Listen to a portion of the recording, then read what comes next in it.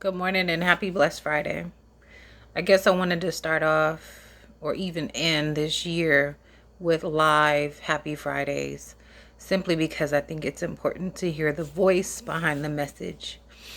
Um, as most of you know, I work in the field of mental health, and everything that comes through the door typically stems from relationships, and relationships that were good and relationships that weren't so good, but they were formulated in most people's formative years and had an impact. And so when you think about relationships and you think about impact, for me as an adult now, I think about being intentional. And intentional means being thoughtful, being mindful, and even realizing that I have an impact on someone's life. How I show up will impact them. If I'm not in a good space, then I'm impacting them probably negatively. If I am in a good space, then I'm at a place where I have the capacity, there you go, to give encouragement, to give support, and to show up as my best self. And so, knowing this, I think communication is important, transparency is important, being real and honest is super important.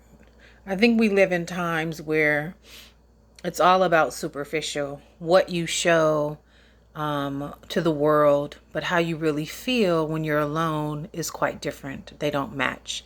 And I'm a big person about words and actions matching.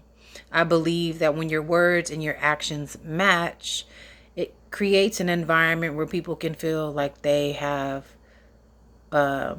safety, or they feel safe, and that they can trust you, that you're a reliable source. So think about that in your relationships. How many people do you feel safe with because the way they communicate is in a way where you feel like they follow through and they're consistent and that they don't lie. They're pretty honest about the things, not pretty, they're honest about the things that they encounter. They're honest about when they're in good or bad spaces. It's just not all happy and hunky dory for Facebook, social media, Instagram, all of that stuff.